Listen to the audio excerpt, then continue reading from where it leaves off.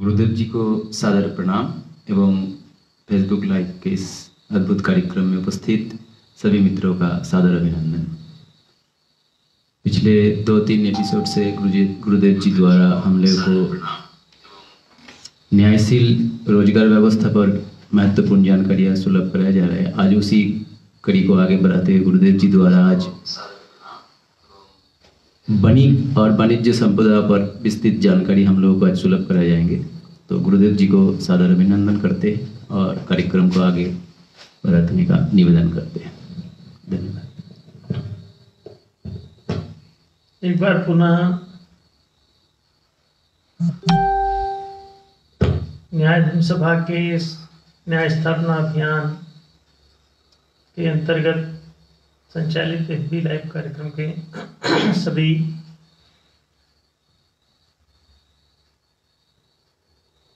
दर्शकों श्रोताओं का पुनः स्वागत है।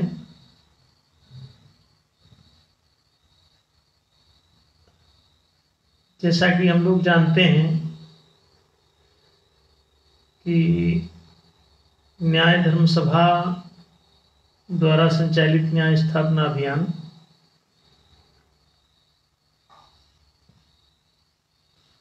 एक लंबे समय से चल रहे हैं। विगत 30 वर्षों से हम लोग किसी न किसी रूप में न्याय स्थापना अभियान का संचालन कर रहे हैं और इस सिलसिले में सामाजिक और राजनैतिक दोनों प्रकार के कार्यक्रम संचालित हो रहे हैं इस अभियान द्वारा। न्याय स्थापना अभियान आज दुनिया की जरूरत है। न्याय में आर्थिक न्याय ही मूल विषय है और आर्थिक न्याय के बिना किसी भी प्रकार के न्याय का कोई मूल्य नहीं है। हम लोग इस बात को बेहतर समझते हैं और प्रायः पूरा पढ़ा लिखा समाज इस बात से सहमत है। आर्थिक न्याय में न्यायशील रोजगार व्यवस्था बड़ा महत्वपूर्ण स्थान रखती है, क्योंकि आर्थिक न्याय वास्तव में संसाधनों के स्वामित्व पर ही टिकी हुई। आर्थिक न्याय की पूरी व्यवस्था आर्थिक संसाधनों की वितरण और उस पर स्वामित्व के द्वारा ही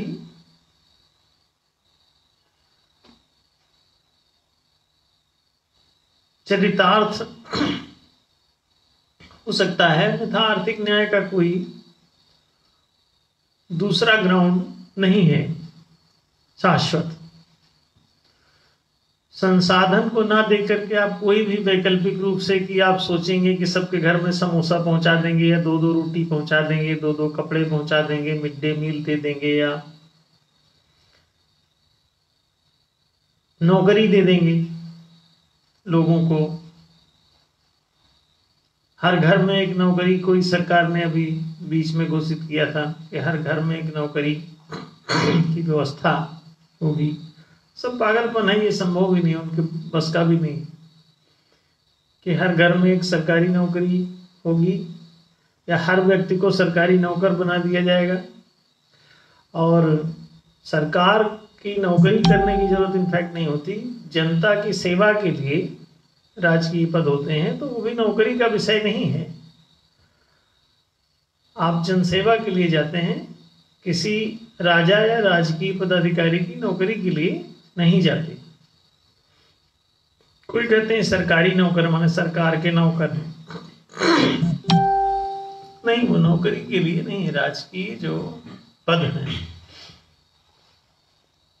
वो सब समान रूप से राजकीय पद हैं, वो चाहे चपरासी से राष्ट्रपति तक का, peon to president, every post concerned with the state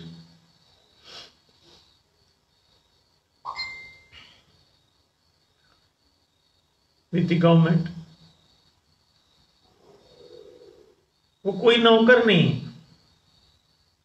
तो नौकरी का प्रॉमिस करना या किसी को अन्य किसी प्रकार से सहायता, चंदा, सब्सिडी देके कि हम सब्सिडी देंगे तो आर्थिक न्याय हो जाएगा, नहीं। Subsidy can not fulfill this requirement of economic justice. Economic justice is basically 100% it is concerned with the distribution of resources, allocation of resources, or according to the capability of the citizen. कोई एक नागरिक जो है वो किस क्षेत्र में capable है, कितना सक्षम है, कितना योग्य है, उसकी अपनी योग्यता, पात्रता, क्षमता, कौशल के आधार पर उसको नौकरी नहीं बल्कि एक रिसोर्स चाहिए। नौकरी में वो नौकर होता है, नौकर माने होता है गुलाम, दास। नौकर माने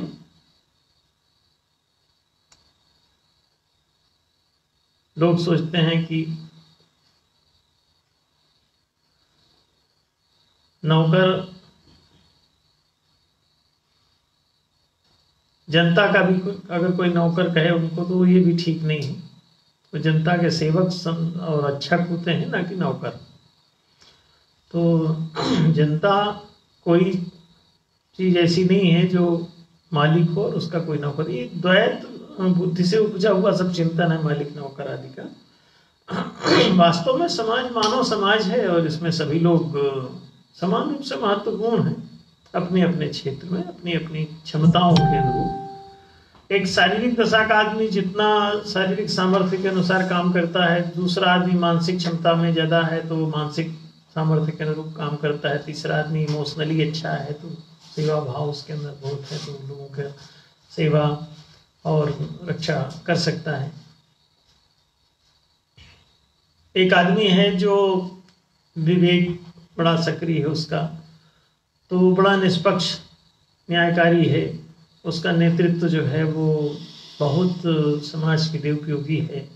पूरा जन समाज उसके नेतृत्व में ठोकर खाने से बच सकता है, अपने हितों की उसमें रक्षा देखता है, अपने हितों की तृप्ति देखता है। तो कोई अत्यंतिम व्यक्ति तक उसका न्याय वो पहुंचता है, उसका विजन पहुंचता है, उसका दृष्टि, उसकी नज़र वहाँ तक पहुंचती है। तो ये बहुत बड़ी बात है कि ऐसा समर्थ कोई व्यक्ति हो जो दूर दूर तक किसी भी व्यक्ति को वो उसके हितों से वंचित वो ना करता हो। ये कितनी बड़ी बात है। तो ऐसे चिंतन वाले भी लोग, ऐसे सामर्थ्य वाले लोग भी हो सकते हैं।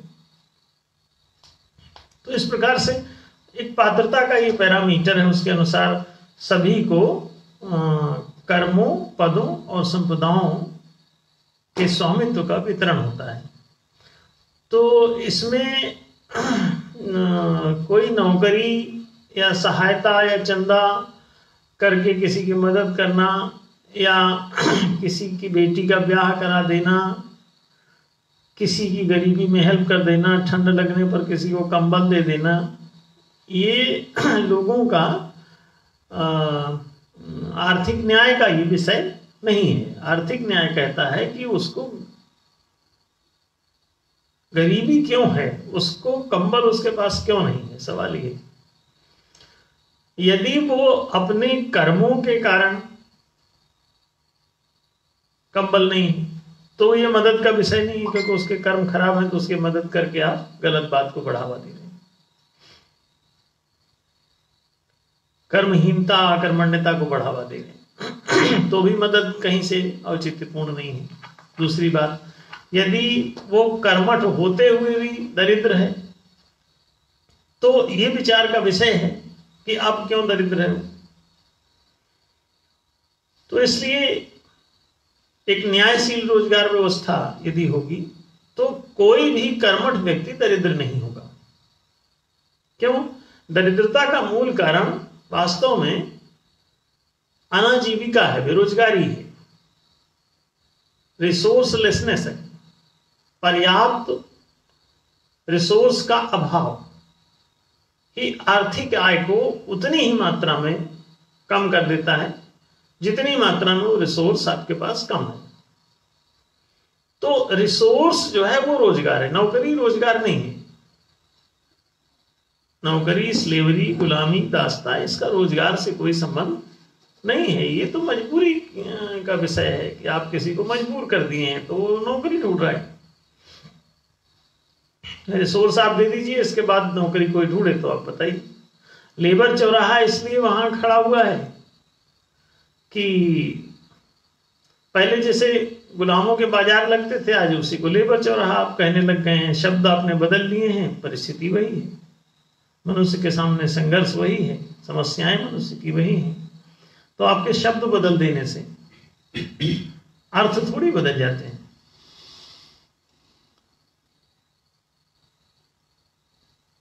वहां जो जिस अर्थ में आप किसी जाति से आपने किसी को पिछड़ा हुआ घोषित कर दिया, फिर उसको आपने हरिजन बताया, तो हरिजन कह देने से उसकी वो जाति की समस्या कहीं से चली जाएगी। वो तो अब आप हरिजन के नाम से आप उसको इंफीरियर साबित करते रहेंगे। हरिजन शब्द इंफीरियरिटी के लिए मतलब मान्य हो जाएगा, तो ये कोई समाधान नहीं है। तो समाधान एक दूसरी विषय, समस्या को नजरिए बदल बदल के देखना समाधान नहीं होता। कि पहले आप उस शब्द से उस समस्या को संबोधित करते थे, अब आप एक नए शब्द से उस समस्या को संबोधित करेंगे, तो ये समाधान नहीं है। समाधान समस्या के निवारण में है। जैसे कि अंधकार को आप अगर डार्कनेस कहने लग जाओगे तो अंधकार की परिस्थिति, ठोकर लगना थोड़ी बंद हो जाएगा। अंधेरा है तो ठोकर लगेगा, भटकेगा आदमी। तो ये समस्या का अलग अलग नामकरण करते रहना, अलग अलग शब्दों के द्वारा संबोधित करते रहना, कि आप विकलांग को दिव्यांग कहने लग जाओगे तो उसकी समस्या का अंत हो जाएगा। बताइए, सरकारें क्या करती हैं, राजनीति की क्या करता है, ये आपको लगातार भ्रम में डालता है। वो आपको सम्मान उसमें देने की कोशिश करेगा कि सम्मान से क्या होगा, उसकी समस्या का आप हल करो। अब मान लीजिए कि आपका कपड़ा फटा है, तो फटे कपड़े को आप सिला हुआ कपड़ा बोलोगे, तो इससे क्या होगा, कपड़ा तो फटा ही रहेगा ना। तो फटे कपड़े की सिलाई की व्यवस्था करो। मतलब अगर कोई आदमी किसी समस्या से पीड़ित है, किसी बीमारी से पीड़ित है, किसी रोग से पीड़ित है, किसी विकलांगता से पीड़ित है, किसी अपंगता से पीड़ित है, किसी तकलीफ से पीड़ित है, तो उसका इलाज क्या है, उसका हल क्या है, उसकी उस समस्या का समाधान क्या है। कि शब्दों का परिवर्तन, शब्द परिवर्तन कर देने से उसकी जिंदगी की समस्या का हल नहीं होने वाला है। तो शब्द ठीक है, आप सम्मानजनक ढंग से कुछ भी बोलिए लोगों को, लेकिन इससे उसकी समस्या का समाधान नहीं हो जाएगा। एक आदमी गरीब है तो बोले भाई गरीब में जो है, गरीब को गरीब कहने से इसमें अपमान होता है, तो क्या कहें, तो बोले अब जो है हम इसको अमीर बोलेंगे। तो अमीर साहब आइए, तो लोग कहेंगे देखो नाम गुलाब सिंह और महक इसमें ममरी वाली भी नहीं, गांव में कहावत है। तो वो और ज्यादा कहीं उपहासात्मक तो नहीं हो जाए, आप कहीं सम्मान देने के चक्कर में उसके अपमान को बढ़ा तो नहीं रहे।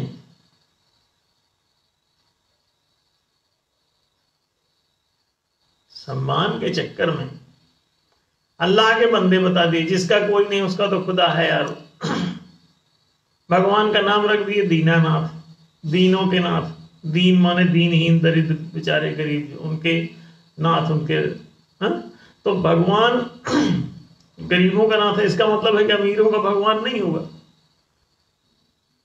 भगवान अगर दीनानाथ है तो अमीरों को इतना पैसा क्यों दिए दे रहे हैं, इतनी क्षमता क्यों दिए दे रहे हैं, कोई बड़ा आदमी बनता चला जा रहा है। हमको तो लग रहा है भगवान अमीरों के ही नाथ है, नहीं। तो दीनानाथ, अनाथ का भला मिला संयोग। तो ये दीनानाथ, भगवान दीनानाथ कोई होगी, भगवान को दीनानाथ ही पता रहे। और अमीर जो है बड़े मजे में, हर अमीर के घर में जो है भगवान का कोई मंदिर है, कोई मस्जिद सबसे पहले पहुंचता होगा, हाँ, क्योंकि वो खाली रहता है। गरीब तो अपनी रोटी में परेशान है, वो जरूर खाली है, तो 5 जून की नमाज का वो अदा कर दे जाके खाली। हम लोगों के पास देखो मंदिर जाने का एक बार भी टाइम नहीं रहता। अमिताभ बच्चन लोग जब देखो तब खड़े हैं मंदिर में, हर जगह। तो वो लोग खाली हैं। अगर आप जन सामान्य की बात करेंगे तो वो, उसके पास तो टाइम नहीं हो, तो रातों दिन बिजी है, उसके पास बहुत काम है, उसका तो खाना खर्चा जुटाने में ही महाभारत हुई जा रही है उसकी। और ये बड़े लोग हैं तो 100% टाइम खाली है इनका। चाय भी नहीं बनाना है घर जाके, वहां भी नौकर रखे होंगे, तो वो रहते हैं खाली। तो शब्द बदल देने से तो जिंदगी की समस्या का हल नहीं होने वाला है ना। तो वास्तव में आर्थिक न्याय ही आपको करना पड़ेगा और कोई रास्ता नहीं। आप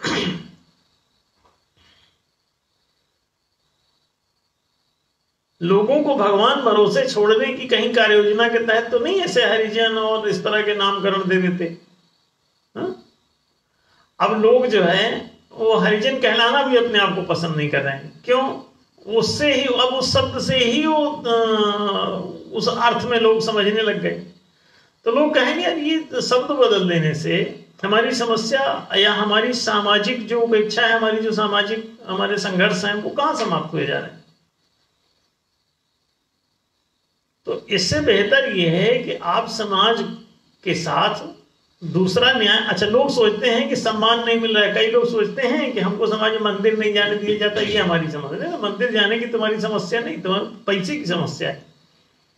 दादा बड़ा ना भैया, सबसे बड़ा रुपया। मंदिर तो बहाना है। और मंदिर, मस्जिद, गुरुद्वारा, चर्च जो है ये तुमको, तुम्हारी समस्याएं नहीं है। दरअसल ये मंदिर, मस्जिद, गुरुद्वारा, चर्च भी तुम्हारे संसाधन को लूटने के हिसाब से ही बने हुए। तो इसे समझना होगा कि संसाधन पर से ध्यान हटाने के लिए तुम्हारा उधर किसी मंदिर मस्जिद की तरफ लोग ध्यान खींच के ले जाते हैं ताकि तुम उसमें बिजी रहो और इधर संसाधन साफ कर दिए जाएं। तो संसाधनों के समुचित वितरण को आर्थिक न्याय कहते हैं। संसाधन माने रोजगार से है। यहां पर संसाधन का मतलब किसी की संपत्ति छीन के दूसरे को बांटने की बात नहीं चल रही। किसी से छीन के किसी को देना ये रोजगार नहीं है, छीनना नहीं पड़ता। रोजगार क्रिएशन है एक्चुअली।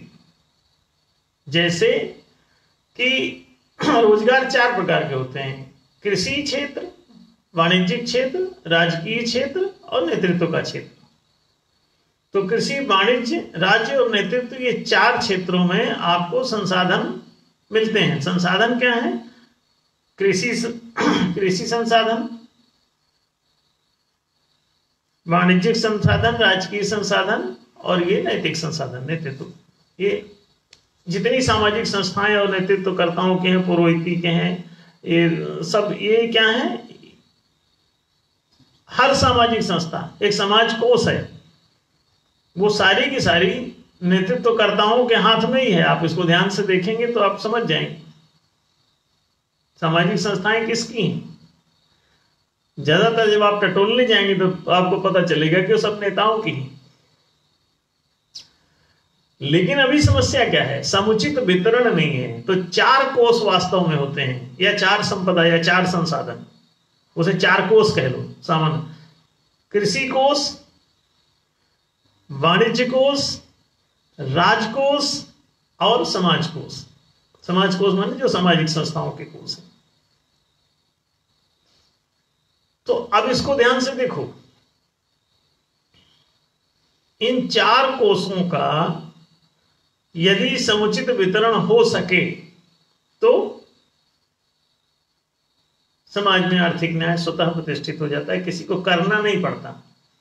ये होता क्या है कि एक व्यक्ति जो कृषि संसाधन रखे है, वही वाणिज्यिक संसाधन रखे है, वही राजकीय संसाधन पर भी उसी का कब्जा हुआ जा रहा है, फिर वो सामाजिक संस्था भी बनाए बैठा है, उस पर भी उसी का कब्जा है। तो 4 आर्थिक उत्पादन के, आर्थिक आय के उपार्जन के 4 ये स्रोत हैं। स्रोत माने रिसोर्स, रिसोर्स माने संसाधन। तो 4 ये स्रोत हैं। 4 में से आपको एक स्रोत अगर उपलब्ध हो जाए तो आपकी समस्या खत्म हो जाती है। तो इस पे ध्यान देने की जरूरत है कि पहला जो कृषि के बारे में हमने आपसे बात किया अभी पिछले एपिसोड में, और आज का जो एपिसोड है वो इस बात के लिए है कि हम वाणिज्यिक संसाधन पर बात करें। आज का जो विषय है वो इस वाणिज्यिक संसाधन की सुलभता पर है। तो इसे ठीक से समझ लें कि जैसे कृषि संसाधन होता है उसी प्रकार से वाणिज्यिक संसाधन होता है। ये भी रोजगार का दूसरा साधन है।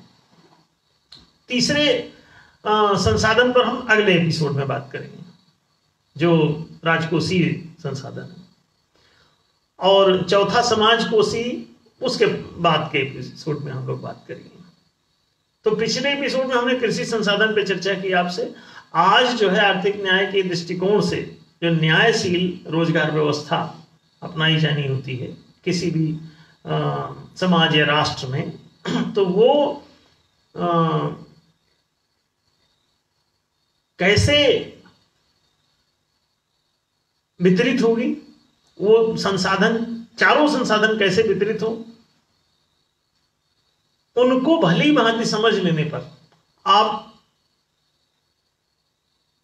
इस समस्या से छूट सकते हैं। बेरोजगारी से, गरीबी से, भुखमरी से, तबाही से, और इसी का सारा संघर्ष में कोई भी आतंकवाद, जिहाद, जितना भी ये सब चल रहा है वो रिसोर्सेस के संघर्ष हैं। एक समस्या है इस दुनिया में, वो है इन 4 रिसोर्सेस का समुचित वितरण न होना। सनातन धर्म ने प्राचीन काल में, चिर पुरातन काल में इसे ही, इस नब्ज को पहचान लिया था। कहां से पहचाना? दार्शनिक दृष्टिकोण होता है एक। दार्शनिक दृष्टिकोण आपको यह बताता है कि मनुष्य के भीतर 4 प्रकार के समर्थ हैं। अब अयम आत्मा चतुष्पाद। वैदिक शास्त्रों ने देखा कि ये जो आत्मचेतना है ये 4 आयामों वाली है। इस क्रमबद्ध इसके 4 चरण हैं, 4 स्टेप्स हैं।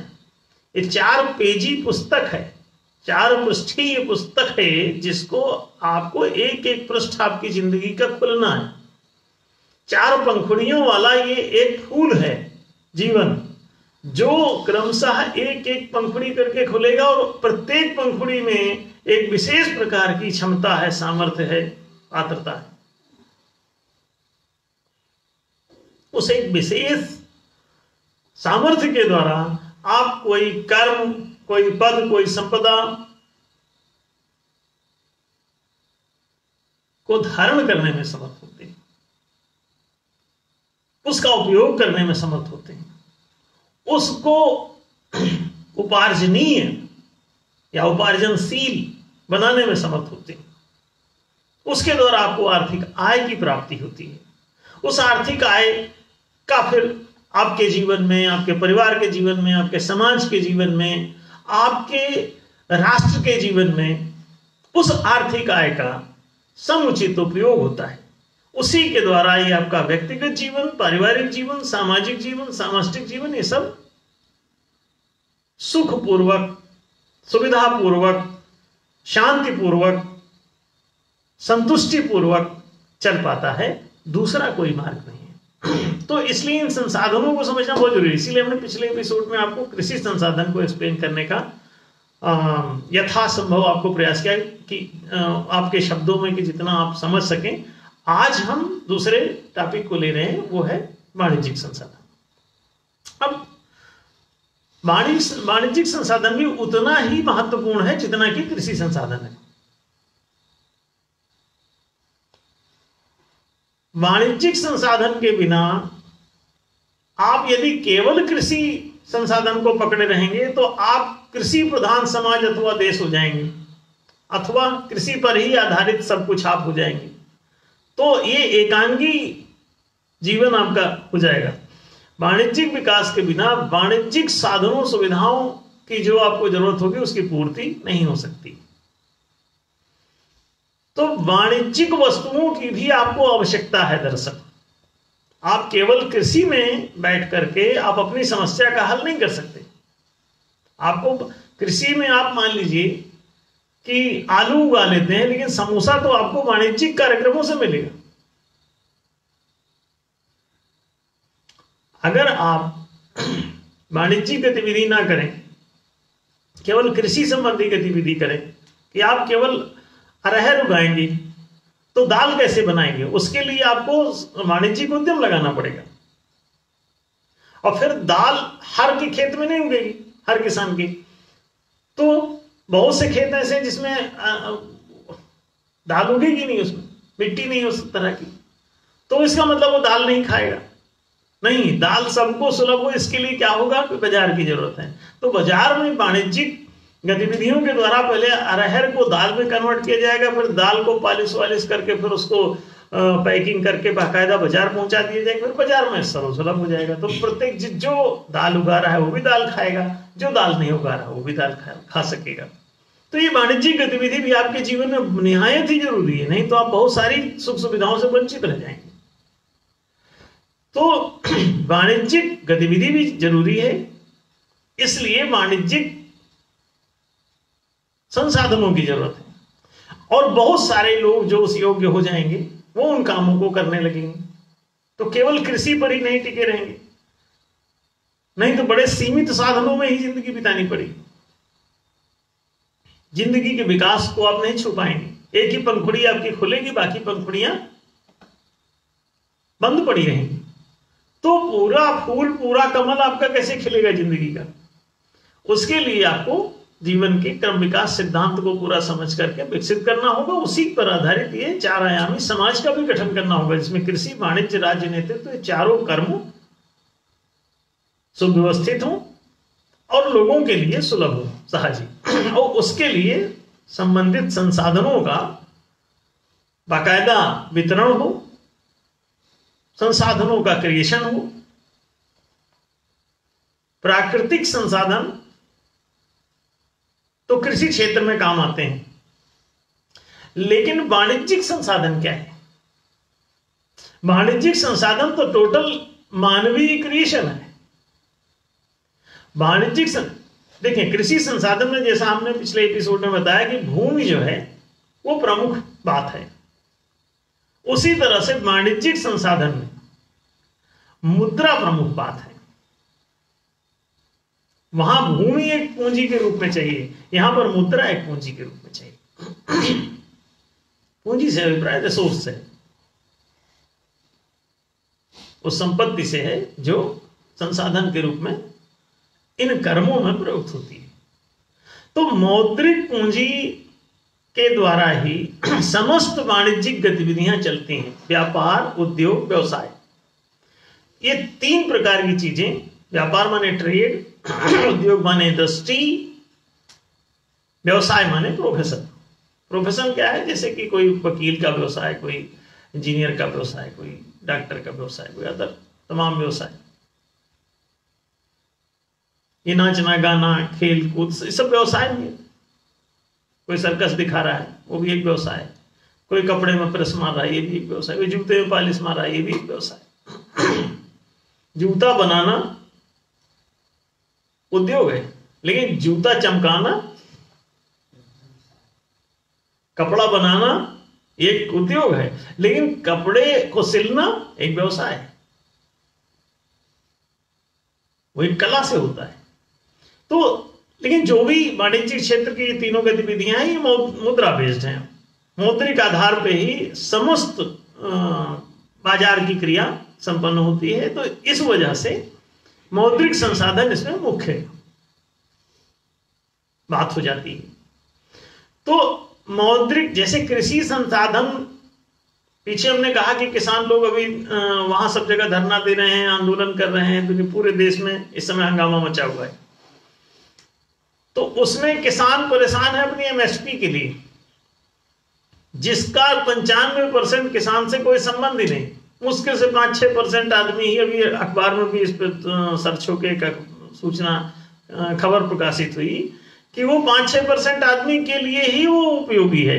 इसके बावजूद सारे किसान आंदोलन, जबकि उनका कोई लेना देना ही नहीं उससे। बड़े बड़े जमींदारों को ही उस एमएसपी का लाभ मिलता है, छोटे मोटे किसानों को तो फालतू पकड़ के वो लोग ले जाते हैं अपने पक्ष में आंदोलन कराने। हर वर्ग का 5% आदमी गुंडा टाइप है, हर वर्ग का, हर संप्रदाय में 5% आदमी वो जो बदमाश प्रवृत्ति का है वो पूरा हावी है, और अपने छुड़भइयों को सबको अपना गुलाम बना लेता है। अपने ही वर्ग के जो कमजोर लोग हैं 95% उनको अपने कब्जे में कर लेता है, और वो धरना प्रदर्शन आंदोलन के लिए भी उनका उपयोग करता है। हमने कहा कि उनको एमएसपी की जरूरत नहीं है, उनको जब जमीन ही उनके पास नहीं है तो फसल उनकी नहीं हो पाती हो, तो ज्यादातर किसान तो भूमिहीन है। और फिर जिनके पास भूमि है इतनी कम है कि वो अपने घर में ही उनका सारा उत्पादन अधिकांश तो खपत में चला जाता है। कितने बचते हैं जिनको एमएसपी की जरूरत पड़ती है, बड़ी बड़ी जो लैंड लॉट है। तो जमींदारों की समस्या है, किसानों की समस्या कहां है? जमींदार एक अलग चीज है, जमींदार तो एक गुंडा है, जमींदार एक लठैत है। लाठी के बल से उसने अपनी सारी भैंसें अपने कब्जे में कर रखी, सारी जमीनें अपने कब्जे में कर रखी हैं, और वो एक्सेस उत्पादन है उसका, तो वो बाजार में बहुत ज्यादा उसे बेचना है। और बाजार में चूंकि उसी समय सबका उत्पादन हो जाता है तो वहां मार्केट में रेट नहीं मिलेगा, तो उसका खजाना नहीं भरेगा।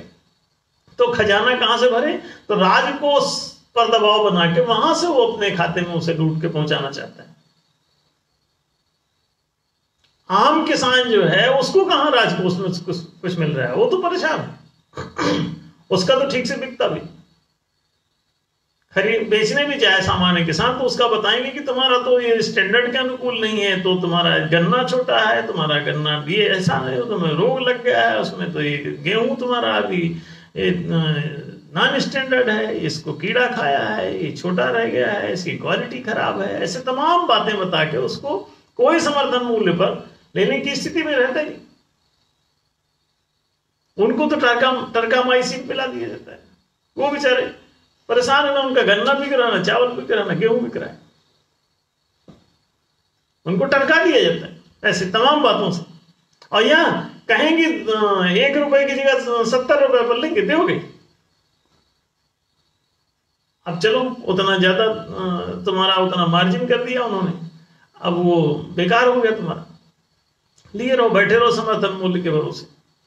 नहीं, तुमको समर्थन मूल्य की जरूरत नहीं है, तुमको जरूरत है अगर ज्यादा उत्पादन हो रहा है तो भंडारण की, तो सरकार की तरफ से कह दो भंडारण की व्यवस्था करो, हम उसमें रख ले, जब अच्छा रेट हो जाएगा तब हम बेचेंगे, हमको समर्थन मूल्य क्या करना है।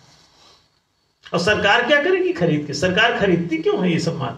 सरकार को जरूरत क्या है? ये तो बाजार में बेचने का विषय, ओपन मार्केट होना चाहिए, जब बेचना है जाओ बेचो, अगर कोई दिक्कत है तो बताओ। एक आदमी कहता है हमारे पास रखने का जगह नहीं है, तो रखने की जगह नहीं है तो सरकार से कहो भंडारण बनाए, हर ग्राम पंचायत में एक भंडारण सरकारी होना चाहिए, वहां पर भंडार गृह में रख सको आप, और रखने के बाद जब बाजार ठीक दिखे तो वहां जाके बेचो। दूसरी बात, सरकार अगर भंडारण नहीं करती है तो सरकारों को प्रोसेसिंग यूनिट लगाए, वहां वाणिज्यिक गतिविधियां शुरू कराए। वाणिज्यिक गतिविधियां क्यों नहीं शुरू करा रही सरकार? वाणिज्यिक बाजार क्यों नहीं बना रही सरकार? क्योंकि वहां बिकेगा नहीं। बिकेगा इसलिए नहीं क्योंकि वहां पर सरकारी कर्मचारियों की नियुक्ति नहीं है दरअसल। तो मूल जो समस्या है वो आपकी कुछ दूसरी है, तो हमसे पूछो। सरकार के खिलाफ आंदोलन करने चले जा रहे हो। किसानों को चाहिए कि वो हमसे बात करें, न्याय धर्मसभा से बात करें, तो उनकी समस्या कोई दूसरी है। कई बार मरीज को यही पता नहीं होता कि उसे कौन सा मर्ज है, तो किसी कुशल डॉक्टर के पास, अच्छा नकली फर्जी डॉक्टरों के पास चले जाओगे तो वो तुमको कुछ का कुछ बता देंगे कि तुमको लो ये वाला मर्ज है, तुमको न्यूनतम समर्थन मूल्य का मर्ज है, एमएसपी का मर्ज है। अब वो बेचारे अपना एमएसपी का इलाज कराना, और उनको वो मर्ज है ही नहीं, जमीन है नहीं तुम्हारे पास, उत्पादन है नहीं तुम्हारे पास, और धरना दिए पड़ोगे, एमएसपी चाहिए, तुम्हें बेचोगे क्या? खाने का ठिकाना नहीं अधिकांश किसानों के पास, भूखों मर रहे हैं। हर किसान तो पतला पड़ा हुआ है। अब वो चला समर्थन मूल्य मांगने, उससे पूछो तुम्हारी ये समस्या कहां है भैया? 95% किसानों की ये समस्या नहीं, तो फिर ये आंदोलन क्यों, किसके लिए कर रहे हो? किसानों से कोई कुछ। तो इसीलिए हमने कहा कि वो एक अनावश्यक बातें, जैसे कि वाणिज्यिक क्षेत्र में जब वाणिज्यिक संसाधन की बात आती है तो वाणिज्यिक संसाधन मौद्रिक होता है। जैसे वहां भूमि जरूरी है तो हमने कहा कि उनकी समस्या भूमि की है, उसी तरह वाणिज्यिक क्षेत्र में जो मूल समस्या है वो मुद्रा की है, मौद्रिक पूंजी चाहिए। अच्छा, मौद्रिक पूंजी, भूमि जिस प्रकार से किसानों को सरकार नहीं देती, उसी प्रकार से मुद्रा नहीं देती वाणिज्यिक लोगों को, कमर्शियल लोगों को। कमर्शियल आदमी बिना पूंजी के नौकर हो जाएगा, दूसरे की पूंजी पर दूसरे की दुकान पे जाके, चाय की दुकान भी अगर वो खोलना चाहता है पूंजी के बिना नहीं खुलेगी। कुछ तो 10, 20, 50 हजार, 1 लाख, 2 लाख चाहिए तब ना खुलेगी दुकान। तो जब आपके पास पूंजी नहीं होगी तो आप चाय की भी दुकान नहीं खोल पाएंगे, किराने की भी दुकान नहीं खोल पाएंगे, रेडीमेड गारमेंट्स की दुकान नहीं खोल पाएंगे। आप कुछ नहीं, छोटा सा उद्यम लगाना चाहते हैं, रेडीमेड कपड़ा बनाना चाहते हैं, आप एक छोटा सा पेन भी बनाना के बेचना चाहते हैं, बट ये आपके लिए असंभव है। क्यों असंभव क्यों हो रहा है? आपके पास पूंजी नहीं है। If the monetary capital is being made available to any commercial person, he can run trade, industry, profession, कुछ भी वो कर सकता है। प्रोफेशनल भी आपको बनने के लिए आपको कैपिटल की जरूरत पड़ती है। एक इंजीनियर भी है, आप दफ्तर आपके पास नहीं, आप बैठेंगे कहां? तो प्रोफेशनल जगह का भी एक दफ्तर तो चाहिए जहां वो बैठ सके, जहां से वो सिविल इंजीनियर है, नक्शा ही बनाता है मान लो, तो उसको भी नक्शा कहां बनाए बैठ के? घर में तो पता ही नहीं चलेगा आप कहां पे बैठे हो नक्शा बना रहे हो। तो वो कहीं ना कहीं वो एक ऑफिस खोलता है मार्केट में जाके, वहां लोग आते जाते उसको देखते हैं, पूछते हैं, संपर्क करते हैं, तब जाके उसको कुछ काम मिलता है। तो जब तक आपके पास बेसिक इंफ्रास्ट्रक्चर नहीं है, एक वकील है वो भी बड़ा दफ्तर खोले बैठा, आप देखिए जाके, एक डॉक्टर है वो अपना क्लिनिक खोले बैठा है। प्रोफेशनल आदमी भी आखिर उसको एक इंफ्रास्ट्रक्चर चाहिए, एक टेबल चाहिए, एक कुर्सी चाहिए, एक कमरा चाहिए, बैठने की जगह चाहिए, सीटें चाहिए, फर्नीचर चाहिए, दूसरी तमाम फिक्सचर एंड फिटिंग्स चाहिए। कैसे संभव होगा? कैपिटल, मॉनेटरी कैपिटल, मौद्रिक पूंजी, मौद्रिक पूंजी कमर्शियल आदमी की मूल समस्या है। और ये ना सोचो कि मौद्रिक पूंजी नहीं होती, ना ना ना ना ना, मौद्रिक पूंजी यहां हरि अनंत, हरि कथा अनंता। भैया मौद्रिक पूंजी अनंतता में होती है।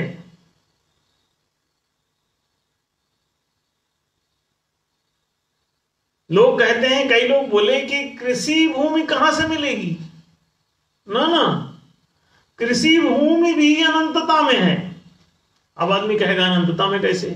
अरे भैया तुम्हारी जनसंख्या जितनी बढ़ती चली जाती है तो आवश्यकता ही आविष्कार की, जनी नई पृथ्वी की खोज हो जाती है। अरबों पृथ्वियां हैं इस ब्रह्मांड में, तुम भूल जाते हो।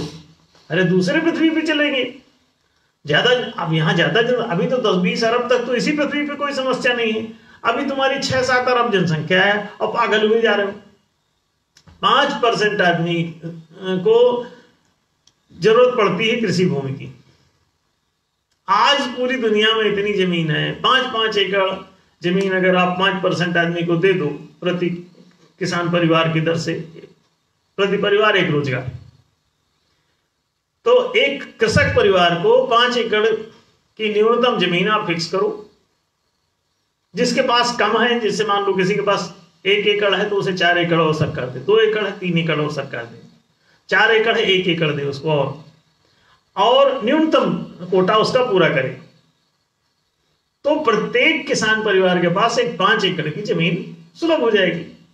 अब बाकी और उसकी जुताई सिंचाई का जो पंप नहर सब लगा के वो सरकार दे। माने कृषि भूमि का मतलब ही नहीं कि केवल भूमि ऐसे दे दिया जाओ जंगल में, कुछ भी नहीं, पूरा डेवलप करके उसे ठीक से दे, उसको रिसोर्स के रूप में कन्वर्ट करे, डेवलप करे, उसमें बाकायदा सिंचाई जुताई की व्यवस्था करे, सरकारी ट्रैक्टर सुलभ कराए, सरकारी पंप सुलभ कराए, सरकारी नहर सुलभ कराए, जो भी उसके लिए आवश्यक है वहां पे वो पूरा रिसोर्स बना के उसको, तब सरकार उसे 5 एकड़ जमीन प्रोवाइड करे। ये जो है किसान, अरे बोले किसान अपने से, अरे किसान अपने से क्या करेगा? किसान के पास कहां से मौद्रिक पूंजी उसके पास होती नहीं, तो वो कहां से नहर अपनी खोद लेगा, वो पंप अपना खोद लेगा, कैसे करेगा किसान? अब पंप खोदने के लिए उसको जब 2-4 लाख रुपए पहले जुटाना पड़ेगा, तो जाब अभी है नहीं उसके पास, जुटाएगा कहां से? फिर कर्जा दे के आप उसको फंसाने के चक्कर में होंगे, नहीं, आप उसे रिसोर्स दो, कर्जा लेके वो रिसोर्स बनाएगा अपना, फिर जिंदगी भर कर्जा चुकाएगा कि घर चलाएगा? तो गुलाम ही रह जाएगा। यही ये सब बदमाश चाहते हैं, रिसोर्स इसीलिए नहीं देते। रिसोर्स दे दें तो लेबर चौराहा खत्म, गुलामों का मार्केट खत्म, Naukri.com खत्म। If the resource is being provided, there cannot be slavery in any country. Slavery, गुलामी का अस्तित्व ही मिट जाएगा, दास प्रथा स्वतः मिट जाएगी। Resource is required. दास प्रथा का आप उन्मूलन करते रहे। आप कहते हैं हम दास प्रथा का उन्मूलन कर रहे हैं। दास प्रथा का उन्मूलन क्यों कर रहे हो भाई? तुम रिसोर्स दे दो, दास प्रथा खुद खत्म हो जाएगी, इसमें कौन सी बात?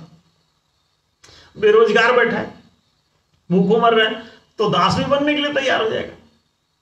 वो बोले तो स्वेच्छापूर्वक गुलामी कर रहा है, स्वेच्छापूर्वक नौकरी कर रहा है, ना ना ना ना ना, आपने रिसोर्स खींच के उसके और उसको मजबूर कर दिया है, मजबूरी में कर रहा है। आप उसकी स्वेच्छा जबरन साबित किए दे रहे हैं। नहीं, रिसोर्स दो उसको। तो मौद्रिक पूंजी जैसे ही लोगों को मिलती है, उनका व्यापार, उद्योग, व्यवसाय अपने आप चल पड़ता है। कमर्शियल क्षेत्र के लिए कृषि क्षेत्र में मौद्रिक पूंजी मत दो। कृषि क्षेत्र में वो लोग होते हैं जो प्रॉपर मानसिक रूप से उतने सक्षम नहीं है, इतनी चालाकी वो नहीं कर सकते। प्रायः बड़े भोले भाले जो लोग रह जाते हैं, शारीरिक सामर्थ्य वाले ही रहते हैं, वे ही लोग प्रायः कृषि में गति करते हैं। और शारीरिक क्षमता उनमें होती है, लेकिन मानसिक क्षमता उनकी इतनी प्रदीप्त नहीं है कि वो उससे ऊंचे दर्जे का अधिक कोई काम कर सकें। तो इस वजह से वो मजबूरी में कर रहे होते हैं। ऊपर का आदमी करे, नीचे जाके बड़ी बात नहीं जिसकी शारीरिक क्षमता काम करे, लेकिन जो उसी सामर्थ्य का है उसके लिए तो एक ही विकल्प है ना कि वो उसी भर काम को कर पाएगा। तो आपने अगर वो भी उससे छीन लिया तो ऊपर का वो वाणिज्यिक काम कुछ करने की स्थिति में नहीं। बिना बुद्धि के वाणिज्य होता नहीं। Commerce is the game of skill which everyone can not play. This is the very first chapter of the commerce education. वो क्या कहते हैं? Commerce is the game of skill which everyone can not play. Commerce चातुर्य का खेल है, इसमें बौद्धिक चातुर्य चाहिए तुम्हें, शारीरिक सामर्थ्य का खेल नहीं है। ये चातुर्य का खेल है। चतुराई तुम्हारे भीतर होनी चाहिए। चतुराई नहीं है, आप 2 का माल 2.5 का कभी ना बेच पाएंगे। तो फायदा कहां? 2 का माल 1.5 का बेचोगे तो पूंजी भी लुट जाएगी, घर बैठ जाओगे, काम खत्म। फिर भीख मांगो। तो जो लोग मानसिक रूप से समर्थ है वही केवल उनकी वाक्पटुता हो जाती है, वाणी उनकी सक्रिय हो जाती है, वाणिज्य कर्म करने में वो समर्थ हो जाते हैं। वाणी की सामर्थ्य के बिना, तर्क की सामर्थ्य के बिना, विचारों की सामर्थ्य के बिना, कल्पनाशीलता के बिना आप कभी कोई वाणिज्य कर्म में सफल नहीं हो सकते। शारीरिक सामर्थ्य से किया गया वाणिज्य कर्म डूब जाता है। मौद्रिक पूंजी जो लगाई है वो भी समाप्त हो जाती है। तो इसीलिए उनको मौद्रिक पूंजी नहीं, वो डूब जाएगी। उनको ऐसी पूंजी दी जाती है जो कभी नहीं डूबती। जमीन, कैसे इसको मिटाओगे? मौद्रिक पूंजी खो जाती है, जमीन अहस्तांतरणीय उनको दी जानी चाहिए, जो अनट्रांसफरेबल। तो ऐसी जमीन जो उनके नाम पर ही रहेगी, ना कोई उसको गिरवी रख सकेगा, ना कोई उसको खरीद सकेगा, ना दान ले सकेगा, वो कानूनन संविधान में लिखा जाना चाहिए 5 एकड़ जमीन प्रति कृषक परिवार की दर से प्रत्येक किसान को सुलभ होनी चाहिए। और वो कृषक परिवार का अभिप्राय कि एक किसान और उसका पति या पत्नी, स्पाउस कोई भी, और उसके नाबालिग बच्चे। बालिग है तो फिर दूसरा परिवार, उनको अलग से रिसोर्स मिलना चाहिए। तो ये प्रति परिवार के दर से उनको उसी प्रकार से प्रति वाणिज्यिक परिवार एक औसत मध्यम दर्जे की आय उत्पन्न करने में समर्थ मौद्रिक पूंजी की सुलभता सुनिश्चित होनी चाहिए कि औसत मध्यम दर्जे की आय इतने से उत्पन्न हो जाएगी, ये चाहे जिस क्षेत्र में जाए, तो उतनी पूंजी उसके लिए दी जानी चाहिए। जैसे हमने कहा कि 1 करोड़ की पूंजी न्यूनतम प्रत्येक कमर्शियल आदमी के खाते में जमा होनी चाहिए। तो ये मौद्रिक पूंजी, न्याय धर्म सभा अगर सत्ता में आती है तो सबको 1-1 करोड़ सबसे पहले तो वो एक कैपिटल क्रेडिट प्रदान करेगी, मौद्रिक पूंजी उसके खाते में जमा कर देगी। वो कहेगी जब तुमको जितनी जरूरत हो इसमें आप सिक्योरिटी लगाओ, निकाल लिया करो। किसी से कर्जा फर्जा लेने की, बाहर जाने की, कोई ब्याज वाज देने की कोई जरूरत नहीं, कोई शुल्क नहीं, कोई ब्याज नहीं, कोई नाटक नहीं, कोई अदर कोई चीज नहीं। सिर्फ आप प्रॉपर्टी, आपका कोई भी चीज है जो सिक्योरिटी आप कोई भी वहां लगाइए और जितना मर्जी उसमें से 1 करोड़ की लिमिट तक आप निकालते रहिए और उसको किस्तों में चुकाइए। कोई ब्याज नहीं चुकाना, उतना ही चुकाना। जब चुका दोगे तो ये पेपर सिक्योरिटी के जो आपने दिया है ये भी आपको वापस दे दिया जाएगा। तब तक आप जाइए बिजनेस कीजिए खूब, 1 करोड़ की लिमिट। अब अगर 1 करोड़ तक आपने निकाल लिया पूंजी और उसके बाद उसको निकाल के और सब बिजनेस करके और उसको जमा कर दिया किस्तें, तो आपकी लिमिट हो जाएगी 2 करोड़ की। ये उसमें प्रोविजन। और 2 करोड़ निकाल के यदि फिर सफल होते हैं तो आपकी लिमिट हो जाएगी 4 करोड़ की। 4 कर दिया तो 8 करोड़ की लिमिट। ये हजारों करोड़ तक आपको सुविधा उसमें मिलेगी। आप प्रतिभा अनुसार आप काम कीजिए और जितनी भी प्रतिभा आपके अंदर है खूब कीजिए, खूब बड़े बड़े उद्यम लगाइए, खूब। अब आपको कोई भी किसी से पूंजी मांगने की जरूरत नहीं पड़ेगी, वो अकाउंट देगा आपको, एम्प्लॉयमेंट फंड देगा आपको। तो ये मौद्रिक पूंजी कॉमर्शियल जो संसाधन है, वाणिज्यिक जो संसाधन है, उसका मूल है। अब उस पूंजी से आप भूमि, वाणिज्यिक भवन, वाणिज्यिक यंत्र उपकरण, वाणिज्यिक माल, वाणिज्यिक हर प्रकार की वस्तुएं, वाणिज्यिक नगदी भी आप सब इस मौद्रिक पूंजी से प्राप्त कर सकते हैं। और सब आप अपना जाइए, व्यापार लगाइए, जमीन खरीद के दुकान बनाइए, कमर्शियल लैंड ले लीजिए, कमर्शियल दुकान भवन बना लीजिए, कमर्शियल इंडस्ट्री लगा लीजिए, कमर्शियल आप ऑफिस खोल लीजिए प्रोफेशन का आपने, और आप काम कीजिए। मौद्रिक पूंजी आपको सुलभ है, न्यूनतम 1 करोड़ रुपए न्यूनतम है। जैसे उसको 5 एकड़ जमीन न्यूनतम है, वैसे इसकी 1 करोड़ न्यूनतम पूंजी होनी चाहिए कम से कम, तब जाके इसका काम चलेगा। तो अब आप देखिए, यदि ये वाणिज्यिक रिसोर्स, अब ये कहां किसको देना है? प्रति परिवार अगर है तो भैया जितने भी कॉमर्शियल मौद्रिक पूंजी लेने वाले हैं इनको कृषि भूमि धारण करने का अधिकार वैसे समाप्त हो जाता है। तो ये पहले जाके अपनी कृषि भूमि जमा करेंगे एम्प्लॉयमेंट फंड में, एम्प्लॉयमेंट फंड अपने आप ही जो नया कोई अप्लाई करेगा उस कृषक को दे देगा। जो सरकारी नौकरी में जाने वाला है तो उसको भी एक ही प्रति परिवार एक रोजगार का नियम होगा। न्यायपूर्वक न्यायशील रोजगार व्यवस्था यही तो है कि प्रति परिवार एक रोजगार होगा। उसमें न्याय एवं सभा का प्रस्ताव साफ कहता है। तो इसमें क्या होगा कि वो प्रति परिवार एक रोजगार की दर से यदि चपरासी से राष्ट्रपति तक सरकारी पद पे जाना चाहता है, राजकर्मी बनना चाहता है, तो क्या होगा? वो अपनी वाणिज्यिक पूंजी सरेंडर करेगा, वो अपनी कृषि भूमि सरेंडर करेगा, जिसमें भी होगा वो उसको सरेंडर करेगा। उसके बाद ही, नहीं तो पुलिस भी नहीं बन पाएगा। क्यों? प्रति परिवार एक रोजगार। अब 4 में से एक ही रोजगार तो लोगे प्रति परिवार। चाहे कृषि भूमि ले लो 5 एकड़, चाहे 1 करोड़ की पूंजी ले लो, और चाहे सरकारी पद ले लो, उसमें वेतन मिलता है। तो जब वेतन रिसोर्स, अब वेतन कितना हो, जितना ही 1 करोड़ की एक मध्यम औसत आय के उत्पादन के लिए जितना जरूरी है, जितना 5 एकड़ में से उत्पादन हो, जिस स्टेटस पे जी सकता हो, जितना 1 करोड़ लगा के जितना जी सकता हो, उतना ही औसत वेतन इसका तय होना चाहिए, ताकि इसको भी उन नीचे वालों से कम इसका स्टेटस ना रहे।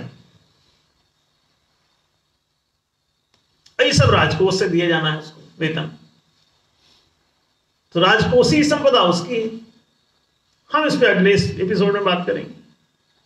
कॉमर्शियल पूंजी, वाणिज्यिक पूंजी यदि आपके पास सुलभ है तो आप सोच सकते हैं कि आप वाणिज्यिक कोई भी व्यापार, उद्योग, व्यवसाय बड़ी आसानी से उस पूंजी के द्वारा स्वयं करने में समर्थ हो जाते हैं। और चूंकि जब आप वाणिज्यिक एक रोजगार लेते हैं तो आप जमीन अमीन, कृषि भूमि जो है वो आपको स्वतः सरेंडर करना पड़ता है, तो वही वाली किसानों को मिल जाती है।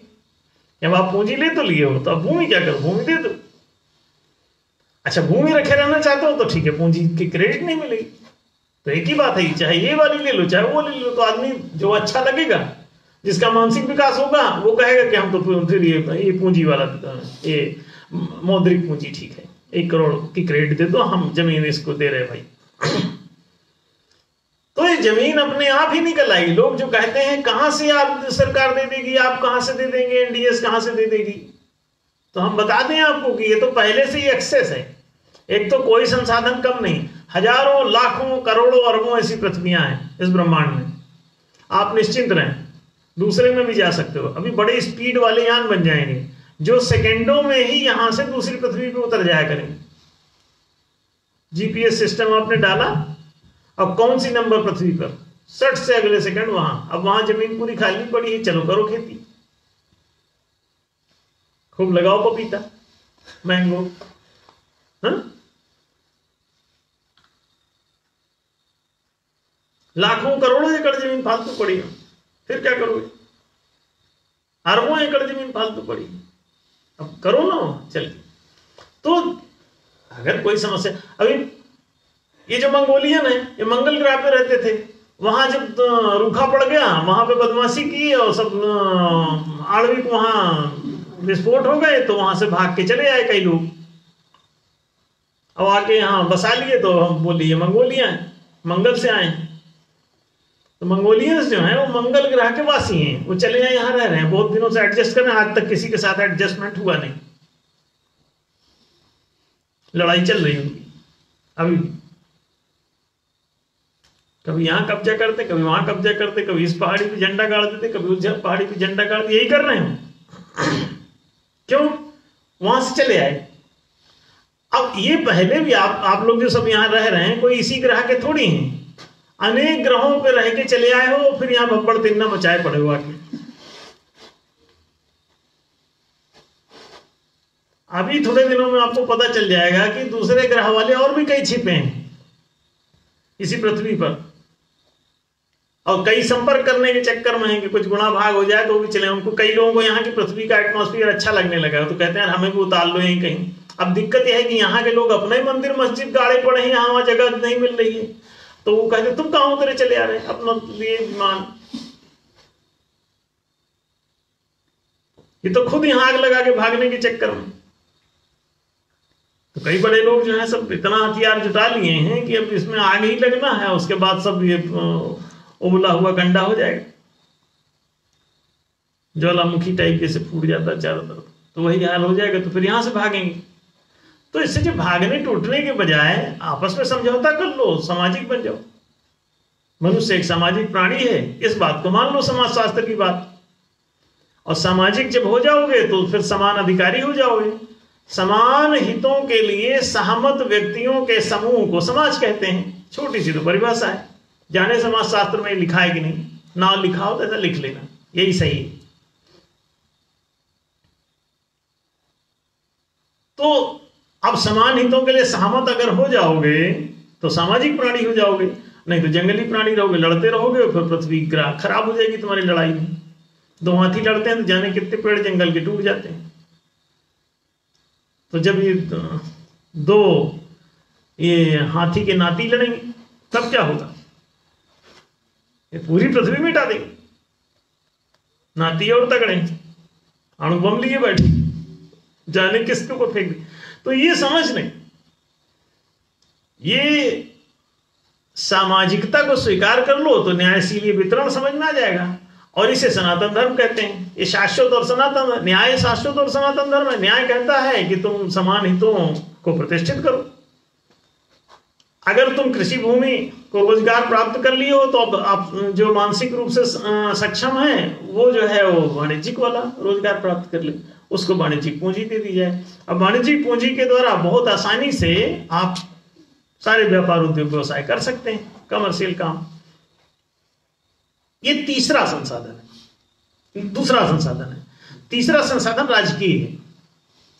अगले एपिसोड में इस पर हम चर्चा करेंगे। तो ये दूसरे संसाधन को आप यदि समझ लें, और ये सरल है और ये पूरी तरह से सुलभ है। आप कहेंगे 1-1 करोड़ की क्रेडिट कहां से दे देंगे?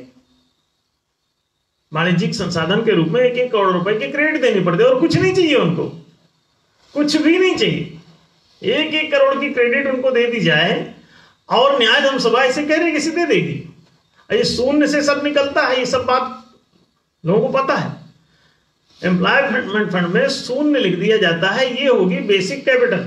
उसी में से 1 करोड़ की क्रेडिट इनको, 1 करोड़ की क्रेडिट इनको, 1 करोड़ की क्रेडिट, और लाखों करोड़ों आदमियों को 1-1 करोड़ की क्रेडिट दी जाएगी। उसका क्या होगा कि उतना वहां पे सबका दिखाएगा। अभी विड्रा नहीं किए हैं तो जीरो में से इतनी क्रेडिट लिखी हुई दिखेगी। जब कोई विड्रा करने आएगा तो सिक्योरिटी लगाएगा, तो सिक्योरिटी का पेपर उधर मान लो 10 लाख विड्रा किया किसी ने अपने 1 करोड़ में से, तो 10 लाख रुपए का पेपर लगा दिया, तो वहां पे इधर माइनस हुआ, उधर पेपर उसने प्लस कर दिया, तो इज इक्वल टू 0। ये हमेशा इज इक्वल टू 0 रहेगा। हमने ये प्रस्ताव भेजा है सरकार को कि इज इक्वल टू 0 रहेगा ये हमेशा। आप निश्चिंत रहो, खाता बिगड़ने वाला नहीं है। जितनी सिक्योरिटी का पेपर लगा रहा हो उतना ही तो ले जा रहा हो। तो सिक्योरिटी लगा तो रखा, इधर अगर माइनस हुआ तो आपके खाते में प्लस, इधर सिक्योरिटी पेपर, तो इक्वल टू 0। आपने 10 लाख रुपए क्रेडिट दिया कागज पर और दूसरे कागज पर आपने उससे 10 लाख का सिक्योरिटी ले लिया, तो हिसाब किताब क्या हुआ? Equal to 0। तो ये 0 हमेशा कांस्टेंट रहेगा। ये सबको 1-1 करोड़ नहीं, 100-100 करोड़ की भी कैपिटल दे सकता है भाई। इसीलिए हमने कहा अनंत है, 1 करोड़ तो न्यूनतम बताया है। अब बाकी ये खुला है खजाना, आप करके जितना आप कर सकते हो करो, जितनी सिक्योरिटी लगा सकते हो लो, निकालते रहो। ये मॉनेटरी लिक्विडाइजेशन सिस्टम जो है, संतुलित मौद्रिक तरलीकरण प्रणाली का जो हमने प्रस्ताव दिया हुआ है 111 में से ये भी एक प्रस्ताव है। तो उस प्रस्ताव के तहत ये क्रेडिट, कैपिटल क्रेडिट इजीली, इस प्रणाली के तहत इजीली ये जारी हो जाती है। ये कहीं कोई समस्या नहीं है, ये हम सबका कर देंगे, ये आप लोग निश्चिंत रहिए। बहुत सरल है, बहुत सहज है, पूरे देश का नहीं पूरी दुनिया का विकास हो जाएगा। एक बार आप इसे समझ भर लें। और ये दुनिया के सारे अर्थशास्त्री दरअसल वो फर्जी हैं और वो करप्ट टाइप के लोग हैं, अथवा कुछ बदमाशों के हाथ की कठपुतली हैं। इसीलिए वो लोग कभी सही बात आपको बताते हैं, सही बातें कुछ और हैं इकोनॉमिक्स की, वो कभी सामने नहीं आती। आपको झूठी सारी बातें बताते रहते हैं। झूठा उनका महंगाई का नाटक है, झूठा उनका मुद्रास्फीति है, झूठा उनका मुद्रा संकुचन है। ये सब झूठ के पुलिंदे आपको पढ़ाए गए। इकोनॉमिक्स चीज ही दूसरी। जब ये न्यायशील अर्थशास्त्र हमारा लिखा हुआ लोग पढ़ेंगे तो दुनिया के होश फाख्ता हो जाएंगे। कि इनको पिछले हजारों सालों से मूर्ख बनाया जा रहा है, एक दो दिन से नहीं। सच्ची बातें कुछ और ही, न्याय संगत बातें बिल्कुल कुछ और ही हैं। तो ये बड़ा सरल है, किसी के गरीब रहने का, किसी के बेरोजगार रहने का इस पूरी पृथ्वी पर कहीं कोई कारण ही नहीं है, कोई परिस्थिति ही नहीं है। जब आप इसे समझ जाएंगे बहुत खुश होंगे, पूरी दुनिया बड़ी खुश होगी जब समझ जाएगी। तो वास्तव में भगवान की बनाई दुनिया में गरीबी कैसे हो सकती है, भुखमरी कैसे हो सकती है? भगवान कोई पागल आइटम है? नहीं, भगवान बहुत सोचा समझा आदमी है, बहुत ब्रिलियंट है, बहुत विवेकशील होता है ईश्वर। तो वो ऐसा उटपटांग क्यों बनाएगा, सृष्टि क्यों रचेगा? अगर इसमें इतनी खराबी की संभावना होती तो सृष्टि रचता ही नहीं। नहीं, तुम लोग, आप तुमको रच दिया और तुम्हारे हाथ में दे दिया पावर, अब तुम उस पावर का मिसयूज कर रहे हो। तो इसके पहले कि तुम्हारे पावर को डिफ्यूज कर दे परमात्मा, तुम्हें सुधर जाना चाहिए और अपना रास्ता बदल लेना चाहिए। और एक बात और बता दें, अगर नहीं सुधरे तो जल्दी ही डिफ्यूजल हो सकता है, फिर तुम्हारे हाथ में कुछ बचेगा नहीं, और इसी सदी में संभव है। इसलिए दूसरों को सताना छोड़ो और नौटंकी छोड़ के सतमार्ग अपनाओ और सही रास्ते पे चलते हुए सबके लिए उचित संसाधन की व्यवस्था दो। कोई एक भी तुम्हारा पड़ोसी भूखों ना मरे, तुम भी खाना खाओ, तुम्हारा पड़ोसी भी खाए, इसमें क्या बुरा है? तुम्हारे बच्चे भी हंसे और दूसरे पड़ोसी के बच्चे भी हंसे, इसमें क्या बुरा है? तुम्हारे तन पे कपड़े सुंदर हो, दूसरे के तन पे भी कपड़े सुंदर हो, तुम्हारे पड़ोसी के, तुम्हारे मित्र के, तुम्हारे सगे भाई के, तो इसमें क्या बुराई है? अब ऐसा क्यों नहीं होना चाहिए? तो ये सभी को संसाधन सुलभ कराया जा सकता है, बड़ा सरल है। ये दूसरा, आज हमने वाणिज्यिक संसाधन पर आपसे बात किया। अब हम तीसरा संसाधन, राजकीय जो संसाधन है, राजकोषीय जो संसाधन है, उस पर हम बात करेंगे। ये न्यायशील रोजगार व्यवस्था को समझाने के लिए आपको चारों संसाधनों पर हम एक एक एपिसोड में बात कर रहे हैं। आप लोग जैसे जैसे समझेंगे बहुत प्रसन्न होंगे, बहुत खुश होंगे। एनडीएस का ये अभियान वास्तव में न्याय स्थापना अभियान है। पूरी दुनिया को न्याय की जरूरत है। न्याय के बिना तुम दुनिया में सर्वाइव नहीं कर सकते। इसमें इतना पाप प्रदूषण फैला लोगे, इतना अपराध फैला लोगे कि तुम बड़ा छोटा, गरीब अमीर सब उसकी भेंट चढ़ जाओगे, सब दुख उठाओगे और दर दर की ठोकर खाओगे। इतना आतंक, इतना व्याधियां, आधियां, सब उससे तुम फंस जाओगे इतना कि कहीं तुम सुख चैन सब अपना गंवा बैठोगे। इससे अच्छा है कि न्यायशील एक न्याय धर्म को शाश्वत और सनातन धर्म के रूप में स्वीकार करके और उसको जियो। हिंदू, मुस्लिम, सिख, ईसाई, जैन, बौद्ध, पारसी, बहाई आदि धर्मों के नौटंकी बंद करो। न्याय वास्तव में समाज या राष्ट्र का धर्म होता है। मानव समाज का एक ही धर्म है, वो है न्याय, जस्टिस। और आरंभ हो न्यायुक्तो या सधर्म इति स्मृता अन्यायस्तु अधर्मेति तत्शिष्टानुशासनम। न्याय ही धर्म है और अन्याय ही अधर्म है, यही शिष्ट जनों का उपदेश है। तो शिष्ट बनो, दुष्ट नहीं। दुष्टता में आप अन्याय को ही धर्म मान लेते हो, नहीं, न्याय को धर्म मानो। न्याय आप सबको समाधिकारी बनाता है। समान हितों के लिए सहमत व्यक्तियों का समूह ही एक न्यायशील समाज होता है। तो न्यायशील अर्थव्यवस्था, न्यायशील रोजगार की व्यवस्था इतनी सुंदर है, आप इसको जैसे जैसे समझोगे आप सभी धन्य हो जाओगे। कहीं कोई गरीब, युगों युगों से जब आप गरीबी भुगत रहे, सुदामा उदामा सब सबरी अबरी, राम के टाइम में सबरी भूखों मर रहे, कृष्ण के टाइम में सुदामा भूखों मर रहा, उसके बाद आगे सब भूखों ही मर रहे हो अधिकांश 95%। एक एक रोटी के लिए तबाह, ना अच्छा कपड़ा, ना अच्छा रोटी, ना जूते, ना कपड़े, पाए उपाना की नहीं सामा। द्वार खड़े दुर्बल देख रहे हो, चकी सुबह सुधा विरामा, अब बतावत आपन नाम सुदामा। ये तुम कब से गरीबी भूखमरी का खेल खेल रहे हो? अरे भैया लौट आओ। अब ये सतयुगीन वातावरण में न्यायशील व्यवस्था में जियो और सुंदर जीवन तुम्हारा इंतजार कर रहा है।